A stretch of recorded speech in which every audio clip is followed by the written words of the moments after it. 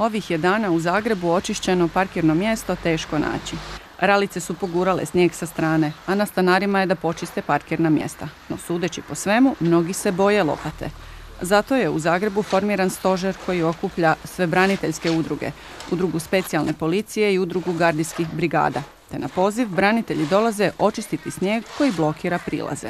Jučer su čistili prilaze vrtićima, umirovljeničkim domovima, a danas parkirna mjesta i prilaze osnovnoj školi nad Lipom koju pohađaju djeca s posebnim potrebama.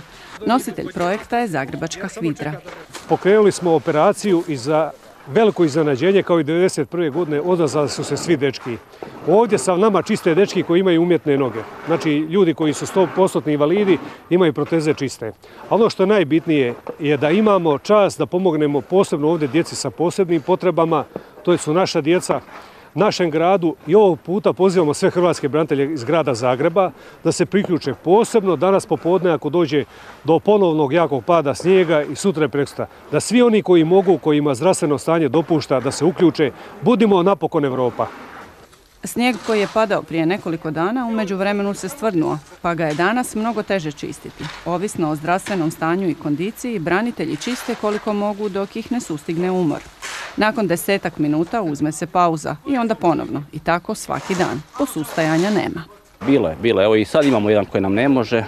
Normalno. Meni isto ima problema s koljenima, ali ono koliko mogu, toliko radim. Ne? Da. Nastojimo ne preforsirati se. Evo, danas sam stavio i magnet na koljena. Nadam se da će mi pomoći. No ono što je zanimljivo, kad ih neko iz susjednih zgrada i prilaza uoči da čiste, ne pojuri im u pomoć. Uglavnom ostaju sami u svojoj misiji oslobađanja ulica od snijega. Pohvale nas. Bravo dečki i tak dalje. Ne? To je jedno. Ali baš da se neko pridruži nije.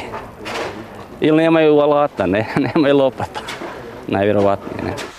Problem je i oprema. Lopate nisu najbolje kvalitete, pa su mnoge polomili. Dobili su od grada oko 250 lopata, a očekuju ih još 200. Na stotinama mjesta po gradu čiste snijeg. Ali imamo veliki problem. Veliki broj naših udruga neće pred kamere. To su ljudi koji nisu navikli na kontakte sa medijima, sa javnosti. Ali radi se po čitavom gradu. Sigurno preko 2000 hrvatskih branitelja je jučer, prekjučer i danas u pokretu na raspolaganju gradu Zagrebu i građanima grada Zagreba. Nakon sat vremena 10 je branitelja uspjelo počistiti sve prilaze školi. Iako su ih djelatnici škole sami čistili, za ovu količinu snijega trebala im je ozbiljnija pomoć. I upravo kad smo o tome raspravljali, rekla je naša tajnica da su zvali iz udruge Roda i zapitali da li bi nam trebali ljudi iz HVIDRE, da oni upravo su njima pomogli, što nam je bilo u tom momentu upravo odlično i dapače odmah smo dogovorili da nam dođu i drago nam je da su došli. Braniteljske udruge oslobađaju Zagreb od snijega i dolaze na vaš poziv. Iako nisu u naponu snage, kažu da su im snježni nanosi omogućili da pomognu sugrađanima, provedu vrijeme u druženju, a i da skinu kilograme. Tvrde, zgrtanje snijega bolje je od teretane.